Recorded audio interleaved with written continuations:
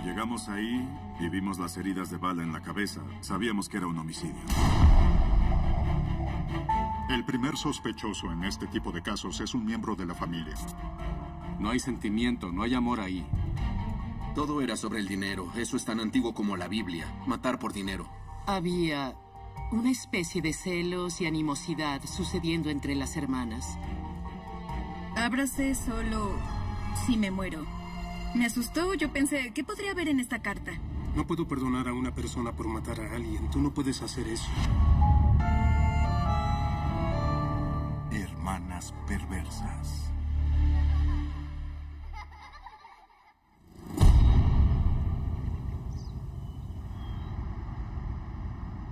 High Point es la típica ciudad del sur. Fue el punto más alto en el ferrocarril de Carolina del Norte en la década de 1850. De ahí proviene su nombre. Y lo que construyó a High Point fueron los muebles. Fue la capital mundial del mueble durante décadas. Era un vecindario normal de clase media, puramente residencial. Pero donde se encontró a la víctima era un área no incorporada a las afueras de Jake Pond en Gallimore, Dairy Road. Cuando nos detuvimos por primera vez, todo era boscoso. No había nada aquí, solo bosque. Sin edificios, nada. Solo un auto y un cuerpo.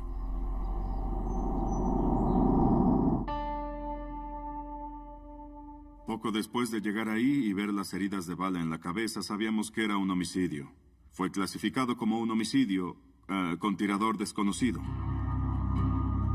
Teníamos un auto con una etiqueta y fue muy fácil para nosotros averiguar de quién era y a nombre de quién estaba registrado. Y luego, cuando fuimos a su casa, casi sabíamos quién era. Eso conmocionó y obsesionó a la comunidad porque querían respuestas y los investigadores solo tenían preguntas. Pero para entender realmente por qué sucedió todo, tiene que recorrer casi todo el país y regresar al menos 3 décadas para descubrir cómo empezó todo.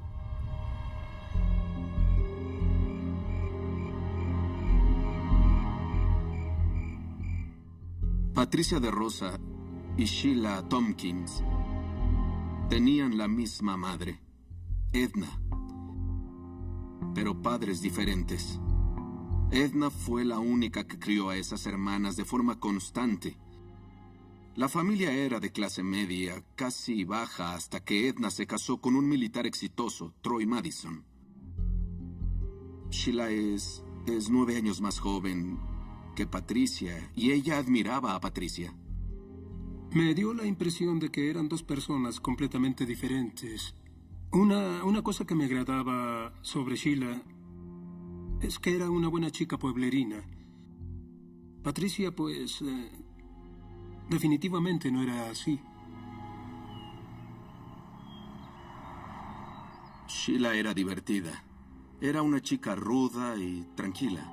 Patricia era una niña más femenina, preocupada más por su apariencia.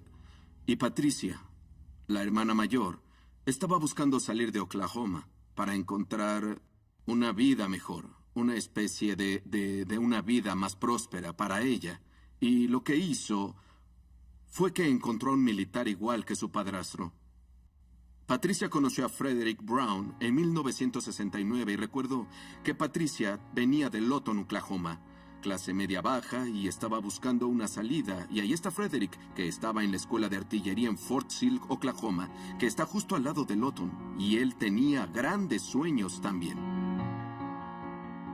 Conocí a Fred básicamente de toda la vida. Crecimos juntos. Fuimos a la escuela juntos, fuimos a la iglesia juntos. Era una persona agradable y muy tranquila. Era un chico tranquilo.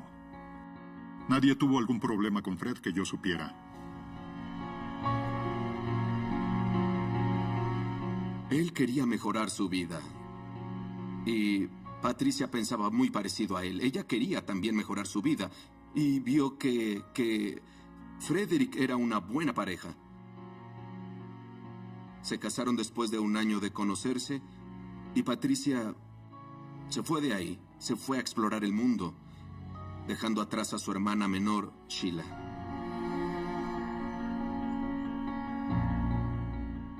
Entonces, a Patricia le gustaba la idea de ser la esposa de un militar. Toda esa idea de viajar, de ver el mundo. Y más tarde se dio cuenta de que Sheila tenía envidia de su hermana.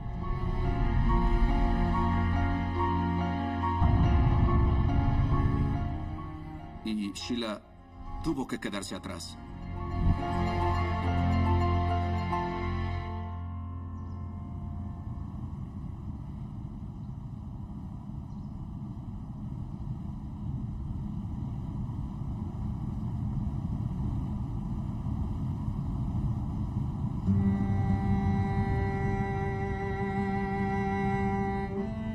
Habían vivido en Fayetteville, Carolina del Norte, que es el hogar del Fuerte Bragg, y ahí es donde Fred estaba establecido. Y ahí es donde Patricia comenzó a tomar clases de bienes raíces. Era una gran prioridad que ella estuviera ahí para sus hijos, y estaba bastante claro que ella tenía una muy buena relación con ambos. Fred Brown permaneció en el ejército hasta 1987, cuando se retiró y quiso establecerse. Y fue entonces cuando se mudó a High Point, Carolina del Norte, y se mudó a un vecindario mejorado. Comenzó a enseñar en la Universidad Comunitaria de ahí, la Universidad Comunitaria y Técnica Guilford. Conocí a Fred justo después de que lo contrataran, y supe de inmediato que nos llevaríamos bien. Yo enseñaba al otro lado del pasillo. Escuché un ruido y a los estudiantes riendo. Así que le pregunté, ¿para qué usas esa campana? Él me dijo, bueno, tuvimos una función de gong. Dijo, lo usaré para que los alumnos estudien. Y dijo, cuando se equivocan en la respuesta, yo sonaré el gong y podrán escucharlo por todo el pasillo. Y podías escuchar a los alumnos riendo. Patricia estaba dando clases de bienes raíces en el centro comunitario de Randolph en Ashboro. Tenían 2 hijos en la universidad y si lo observaban desde fuera, parecían una familia feliz. Lo interesante de las 2 hermanas fue que Patricia, ella soñaba a lo grande. Era refinada y culta, mientras que Sheila era conocida como la niña salvaje. Sheila tenía un trabajo en una compañía de herramientas en Alabama y Leroy, su marido, él trabajaba como mecánico de autos. Sheila ya había estado casada una vez antes y Leroy era su segundo marido. Ahora Leroy, él era todo un caso. Mi padre, Leroy, se casó 7 veces. Tal vez cerca de 7, perdí la cuenta. Sheila era su 7ª esposa, pero eso no es lo que lo hace interesante. Él era un juerguista y así es como él y Sheila conectaron por ese lado juerguista. Sheila, ella era muy salvaje. Ella era una chica de muchas fiestas, o por lo menos así me parecía, que así era.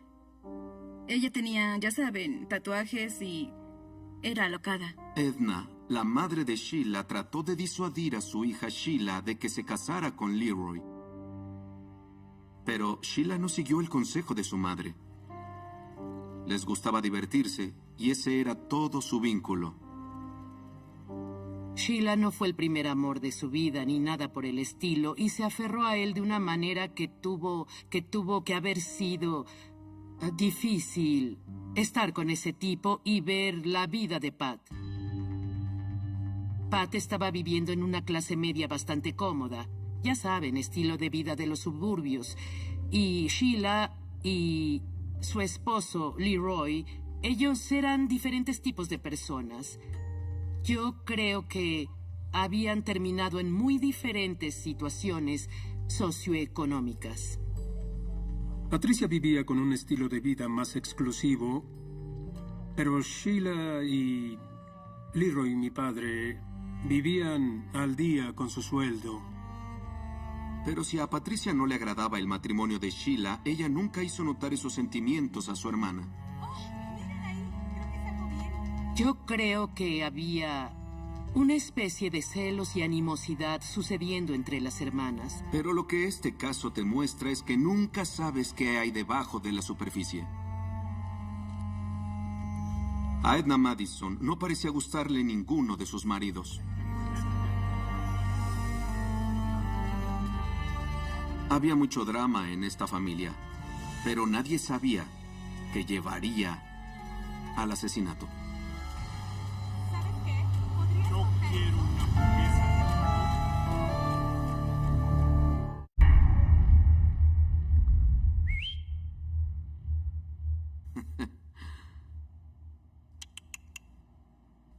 Tranquilo.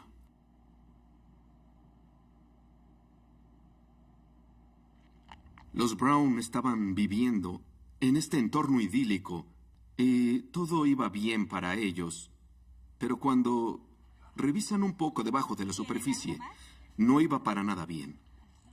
Comenzó cerca de 1990. Patricia tuvo cirugía del corazón.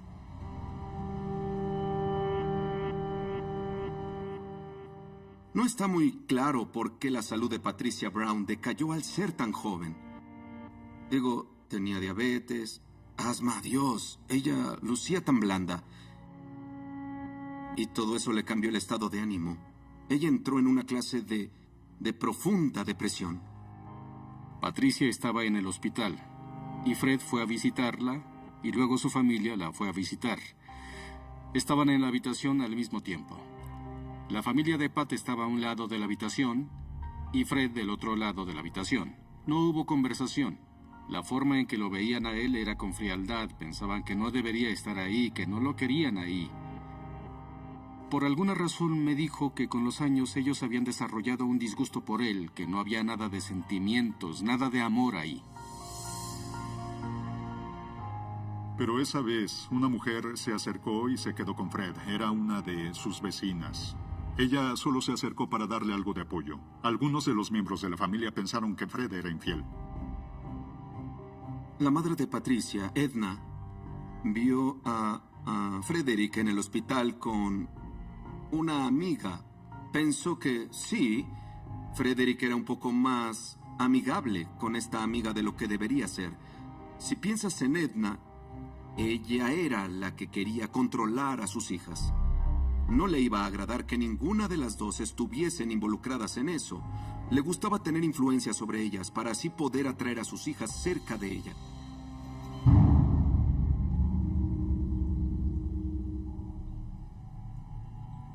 Y debido a esta angustia emocional, después de la cirugía de corazón abierto de Patricia, regresó a Alabama por unos meses para estar más cerca de su madre y recuperarse. Frederick se quedó aquí porque así continuó enseñando en la escuela. Ese podría ser el momento en el que parece que se reconectó con Sheila, su hermana menor. Sheila se había casado con Leroy y se habían mudado a Alabama también, para estar cerca de su madre. Ahí es donde se reconectaron. Como resultado, Patricia pasó más tiempo con Sheila del que había tenido en mucho tiempo. Desde la perspectiva de Sheila, su hermana, que tiene esta gran vida, de repente tiene una mala salud. Y todo eso la derrota tanto física como emocionalmente. Y eso pone a Sheila un poco más en control.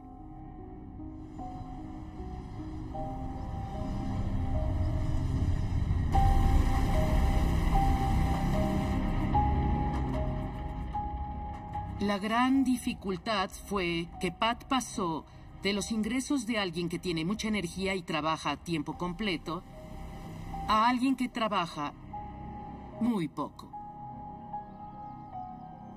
Fred no habló mucho sobre los problemas financieros que estaban teniendo, pero solo dijo que las cosas se estaban deteriorando y que no iban bien.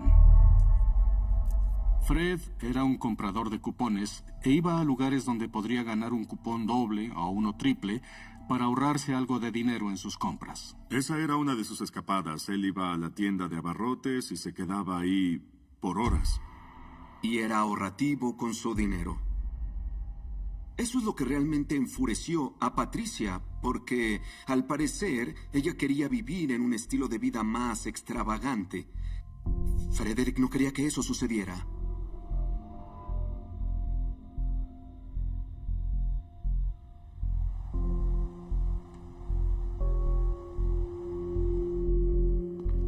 Otro de los problemas fue la hija de Fred y Pat, Saibra. Creo que todavía vivía en casa. Y Fred sentía que Saibra estaba causando una presión financiera adicional a la familia al no tener un trabajo que ayudara con las deudas. Lo que observé entre Patricia y Saibra era una relación muy estrecha, más con ella que con Fred. Y era posible que, a través de la crianza, intentara ayudar a Saibra y asegurarse de que tuviera algunas de las cosas que no tuvo. En algunos aspectos se parecía mucho a Pat. Quiero decir, se parecía más a Pat que a su padre. Tal vez había un poco de frustración por no haber salido de la casa todavía. Y todo lucía extraño.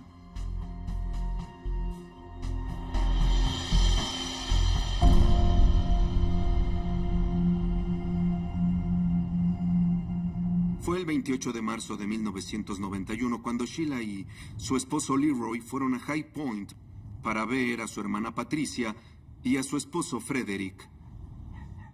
Leroy le había dicho a su hijo que iba a enfrentar a Frederick por tener una aventura. Si Pat hubiera tenido sospechas, le habría contado a Sheila sobre eso y luego Sheila le habría contado a Leroy. Lo que importa es que si Leroy tenía alguna clase de información negativa sobre el señor Brown, seguro la habría usado. Es seguro. Así es como el tipo era. Hubo una confrontación en la casa y Patricia y Derek vieron a Frederick y Leroy discutiendo en la entrada. Derek no sabía bien de qué se trataba toda esa discusión o desacuerdo. Fred me dijo que su concuño, Leroy, lo había amenazado con golpearlo ahí mismo, en la casa. Las cosas estaban fuera de control. Y no iban a terminar bien.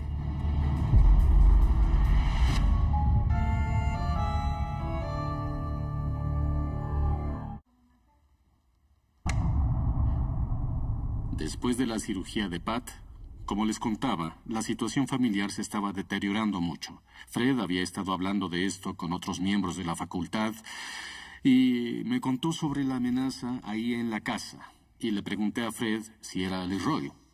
Y él dijo sí. Todos le dijimos, necesitas separarte, divorciarte. Y él dijo, no creo en eso, mi religión no me permite divorciarme. Toda esa idea de hasta que la muerte nos separe, él se lo tomó, ya saben, él se lo tomó en serio. Fred Brown se volvió paranoico. Es decir, hablo del tipo que ve sobre su hombro, de esos, no un tipo demente, solo un tipo paranoico tratando de ver qué sucede realmente.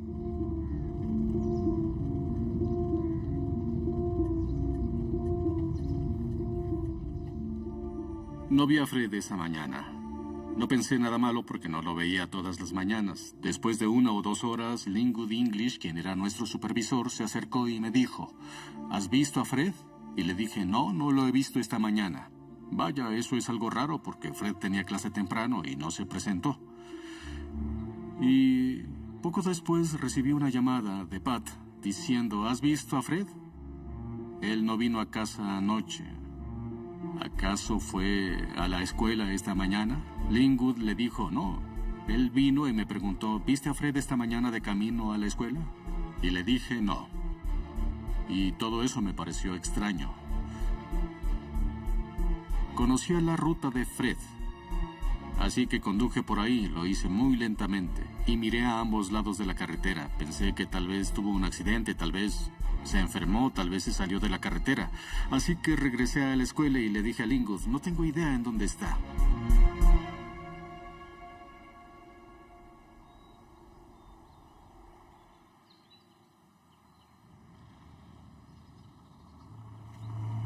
Dos hombres del equipo de trabajo en la autopista 68 llamaron a la policía, llamaron a la oficina principal y dijeron que habían encontrado un cadáver tendido a un lado de la carretera, en una alcantarilla.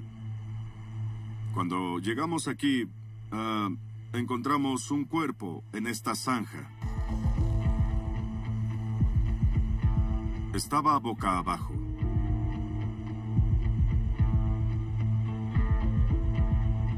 Con disparos múltiples en la cabeza y estaba aproximadamente aquí. Le dimos la vuelta y revisamos sus bolsillos y su billetera no estaba ahí. En cuanto ves eso piensas, su billetera no está aquí. Así que empiezas a pensar que podría haber sido un robo y que ni siquiera conocería a su asesino. Lo que nos daña un poco, porque entonces podría haber sido cualquiera. Parecía que era solo un... No sé si un robo siempre sale bien, pero parecía como un robo que salió muy mal. Encontré una casa, probablemente a unos 90 o 100 metros de distancia. Tal vez un poco más. Y no había muchas casas en esa área en esa época. Llamé a la puerta y la dueña de la casa llegó. Y luego le contamos lo que estábamos investigando y ella dijo, ¿saben? Yo escuché lo que parecían como un par de disparos, uno tras otro. Fue entre las 11 y las 12 de la noche de ayer. Creo que estaban viendo las noticias y ella lo oyó. Después de que se encontró el cuerpo y estuvimos ahí como una hora, tuvimos suerte, se había reportado desaparecido.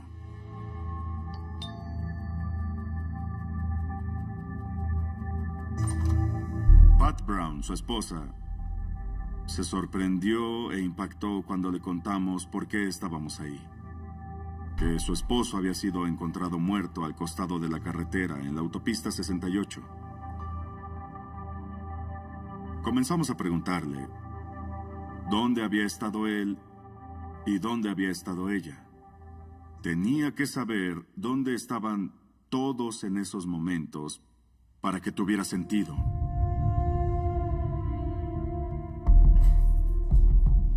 Fred Brown llegó a la casa a las 5 de la tarde de trabajar en la universidad. Y luego su esposa se fue a la clase de bienes raíces.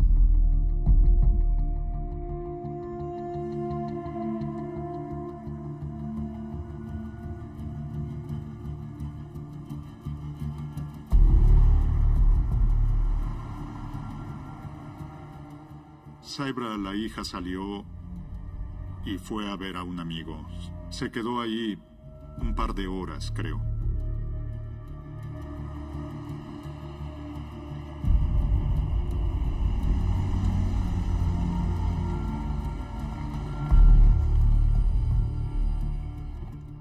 Eran cerca de las 11 de la noche cuando Saibra se preocupó por su padre, porque era totalmente inusual que él no estuviera en casa a esas horas de la noche. Era un tipo hogareño, a menos que estuviera en el trabajo o en el supermercado.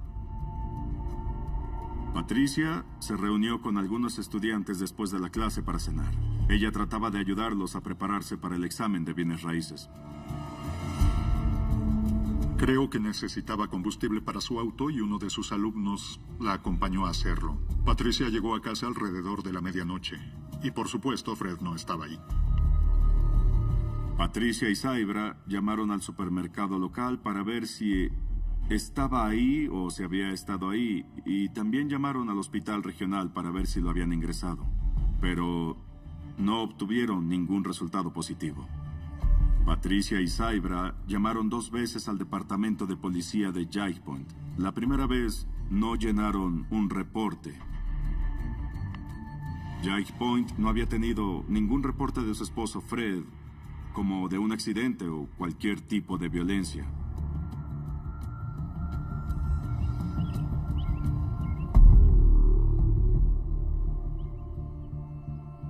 Y luego, a la mañana siguiente, alrededor de las 6, lo reportaron desaparecido en el departamento de policía de Jake Point. Mi hija llegó a casa a las 10:30 y él no estaba. Está bien, ¿podría haber salido con sus amigos o algo así?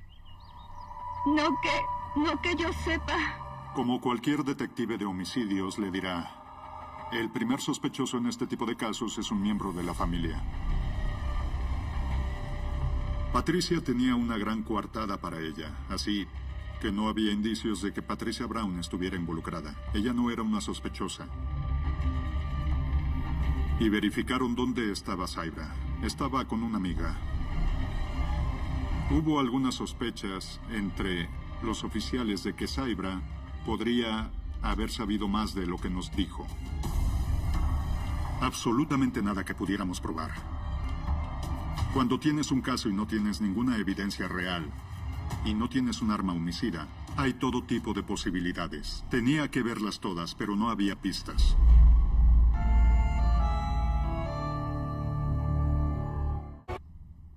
Tienes que poner tus pies en el suelo para resolver cualquier cosa. Y, bueno, las primeras 48 horas son las más importantes, y lo son. Cuanto más rápido tengas algo, más posibilidades tienes de resolver alguna cosa. Pero los que estábamos no teníamos idea. Teníamos que crear nuestras pistas. Ya saben, comienzas con los vecinos, das vueltas por ahí y te ocupas. Te mueves por todos lados. Cuando no tienes un sospechoso en un caso de homicidio, tan solo sales a entrevistar personas. Entrevistas personas y más personas con la esperanza de que alguien nos dé esa pequeña información que le dará un respiro al caso. Fuimos de puerta en puerta, hablando con los vecinos de Fred para averiguar si lo habían visto la noche de su desaparición. Y todos sus vecinos se sorprendieron mucho al descubrir que lo habían matado. No podían creer que algo así hubiera pasado. Fue interesante cómo reaccionó la comunidad a este crimen, porque él era un instructor. Él, el que tenía la reputación de ser un tipo amigable que daba clases, y a la gente le agradaba, a sus estudiantes les agradaba. Había estado ahí durante 3 años, y luego se le encuentra boca abajo, en una zanja, en una sección remota de Greensboro. Eso asustó a la gente. ¿Cómo sucedió esto? Y esa era una pregunta retórica que nadie respondía. Se corrió la voz en la escuela. Todos tenían su opinión, pensando que podría haber sido uno de sus estudiantes que estaba enojado con él, que podría haber sido un familiar, que podría haber sido un amigo, que podría haber sido alguien que ni él conocía. Dentro de la camioneta encontramos una bolsa de plástico del supermercado, lo que significaba que había estado en una tienda. Fred iba hacia el norte por la autopista 68. Había hecho un giro en U y regresó al parque donde estaba. No había una razón lógica para que él estuviera ahí. Algo tenía que haberlo llevado ahí. Y no solo ir al supermercado, porque la tienda estaba más al sur de donde lo encontramos. Eso no tenía ningún sentido. Después de unos 6 o 7 meses, el caso se congeló. Y eso no significa que los detectives dejaron de trabajar en eso, solo significa que no lo hicieron de tiempo completo. Pero el detective original se mudó a otra área. Otro detective entró y lo tomó por un tiempo. Patricia se mudó de Jake Point a Alabama para estar cerca de sus familiares y de su madre.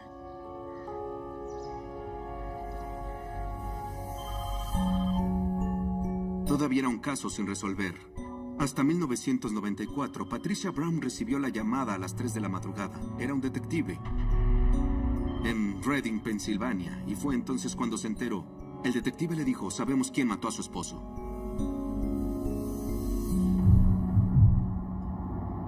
Sé que estás nerviosa. Ojalá no hubiera sucedido.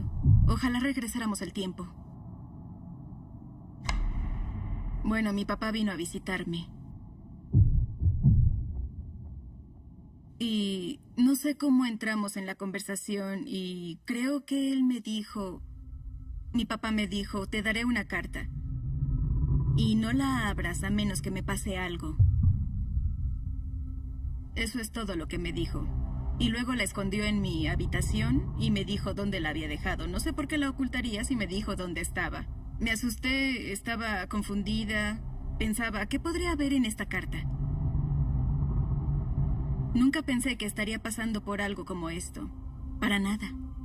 Entonces, ¿dónde escondió tu papá la carta? Tengo curiosidad. Tenía un aire acondicionado. Él sacó la parte frontal y la metió en el costado del aire acondicionado. Pero no la abrí. ¿Por qué no la abriste? Creo que tenía miedo de abrirla. Ese es el problema. Estaba asustada. Sabiendo lo que decía, o si había alguien detrás de él. No sabía si quería saber qué había ahí.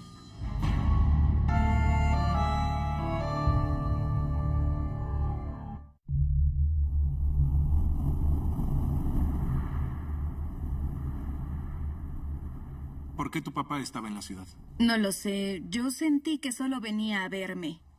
Pero él no quería que mi madre supiera que estaba en casa, porque le debía la pensión. Por eso fui a ver a mi madre con la carta. Y le dije, papá me dio esta carta. Ella me dijo, bueno, tenemos que hacer algo al respecto.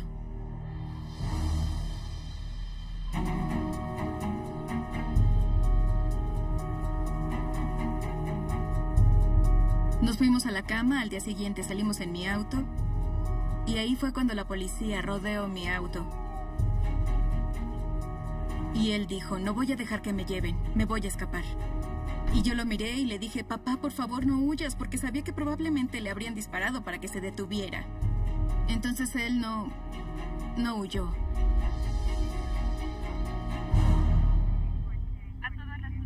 Los policías rodearon mi auto. Y yo gritaba, no se lleven a mi papá, no se lleven a mi papá. Y yo les gritaba y les rogaba, no se lleven a mi papá. Alguien les dijo que él estaba ahí. Y sí, fue mi madre. No la culpo. Pero era mi papá. Y lo arrestaron, por supuesto. Y eso dolió. Lo detuvieron inicialmente por la pensión. Pero creo que mi madre le contó a la policía sobre la carta antes de eso, así que ellos la leyeron.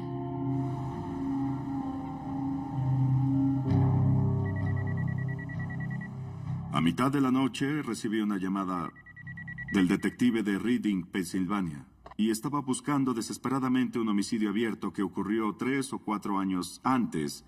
La llamada telefónica duró unos 20 minutos. Conoció todo el historial y esta carta llegó a nosotros. Así nada más llegó a nosotros.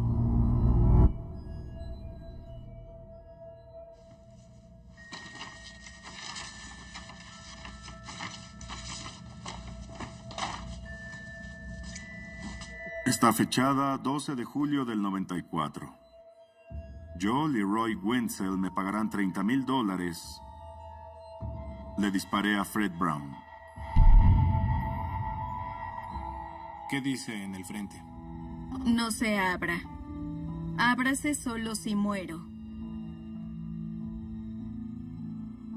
Así que estoy segura de que estaba pensando en suicidarse porque se sentía culpable por eso. Creo que escribió la carta porque él se sentía culpable y estaba en su conciencia. Y quería que alguien lo supiera. Y él no quería ser el único culpable por haber hecho esto. ¿Ya la habías leído? Sí. Sucedió en Carolina del Norte, High Point. Todo el asunto fue organizado por mi esposa Sheila Wenzel y su hermana Pat Brown. Leroy Wenzel dijo en el estrado que la razón por la que lo escribió fue porque no recibió su dinero. Solo le pagaron $3,000 y él quería y le prometieron 30. Pat no tenía suficiente dinero. Pidió prestado $400 a su madre. Tengo que dejar esta carta para que no sea el único que pague por este crimen. Esta declaración es verdadera. Gracias, Leroy. Edna, la madre, planeando matar a Frederick Brown. Eso es una locura. Él escribió que Patricia no tenía suficiente dinero para pagarle por adelantado, por lo que Patricia pidió prestados $400 a su madre, pero en la investigación, el nivel de participación de Edna en el asesinato nunca fue probado. Si muero por algo que no sea un ataque al corazón, si me mato, esta carta debe ir a la policía. Y es todo lo que dice. Mi padre vio esos signos de dólar y eso es tal vez lo que lo llevó ahí. Pero culpo más a las chicas, Sheila y Pat, porque creo que si no hubieran ido a ver a mi padre sobre esto, él nunca habría hecho algo así. Todo está listo. Entrevistamos a Leroy en prisión y él nos contó casi todo lo que necesitábamos, con mucho más detalle.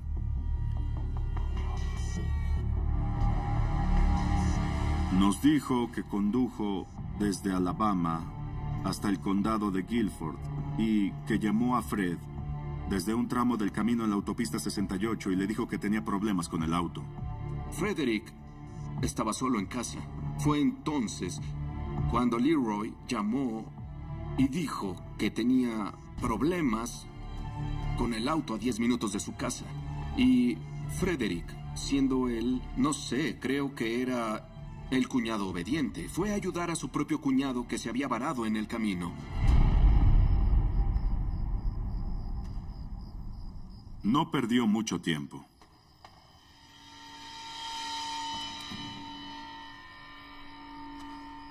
Cuando empezaron a hablar, le dijo, para que lo sepas, tu esposa Patricia me contrató para matarte. Comenzó a correr. No llegó muy lejos porque Leroy le disparó una vez en la espalda. Fred cayó boca abajo. Después de que Leroy le disparó a Fred en la espalda, se fue. Él regresó porque quería asegurarse de que Fred estuviera muerto.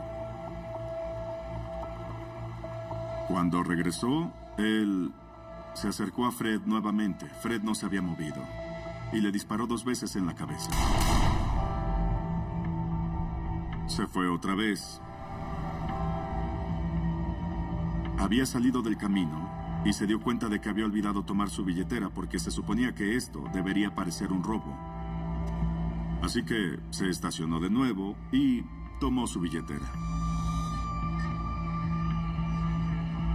Tenía tanta prisa por regresar que recibió una multa por exceso de velocidad en Georgia, justo en la ruta. Así que eso nos confirmó que él fue la persona que lo hizo. En 1990, Patricia se sometió a una cirugía de corazón y fue durante ese verano de 1990 cuando se acercó a Leroy y a Sheila Wenzel para pagarles por asesinar a su esposo Fred. Básicamente, si ves el motivo, todo era sobre el dinero. Eso es tan antiguo como la Biblia, ¿saben? Matar por dinero. Se supo que Patricia Brown heredaría $153,000 en beneficios por fallecimiento y más de $105,000 en inversiones y propiedades, que incluían un lote en el lago de Carolina del Sur y propiedades en Florida. Y luego dice, Mark Wenzel, mi hijo, sabe sobre esto. Así que si algo me pasara, él puede contarle a la policía lo que pasó.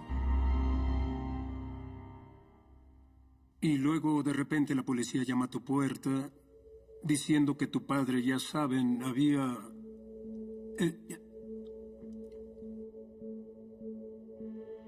Tu padre admitía haber matado a este tipo en un asesinato en complot. Digo, tú piensas, oh Dios mío, él lo hizo. Y tus emociones y sentimientos se descontrolan. No puedo perdonar a una persona por matar a alguien, por quitarle la vida a alguien. Eso no puedes hacer eso. Todo este tiempo sentí que podría haber estado ahí cuando sucedió, pero sentí que él no fue quien lo hizo. Pero supongo que a lo que se reduce es que sí lo hizo. El 21 de julio de 1994, un magistrado en el condado de Madison, Alabama, emitió órdenes de arresto contra Patricia Brown y su hermana Sheila, y ambas fueron arrestadas el mismo día en relación con el asesinato de Frederick Brown. Cuando arrestaron a Patricia Brown, miró a las autoridades y dijo: los estaba esperando. Arrestaron a mi hermano Leroy en Pensilvania. Sabía que vendrían. Ese juicio fue como un gran teatro en un tribunal.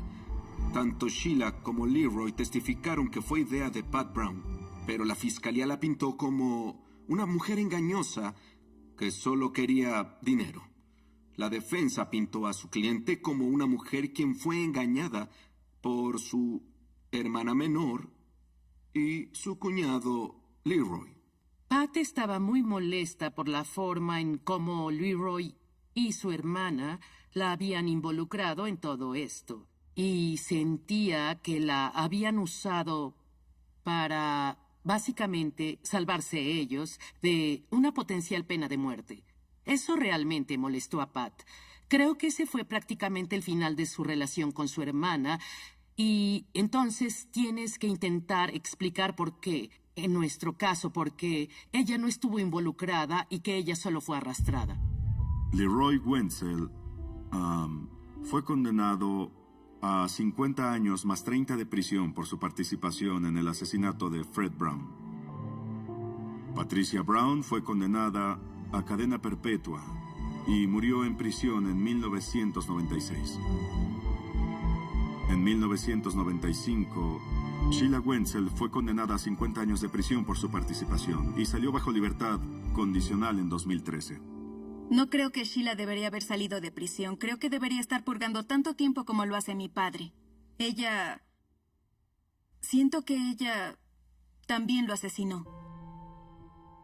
Para mí, lo peor de todo es que Fred Brown, en mi opinión, fue asesinado sin razón alguna. Su familia fue destruida sin razón. Sus hijos perdieron a ambos padres en esto. Esa es la peor parte. Lo siento por lo que hizo mi padre. Me siento mal por eso. Solo quiero pedirles perdón a todos. Que ellos sepan que me importa.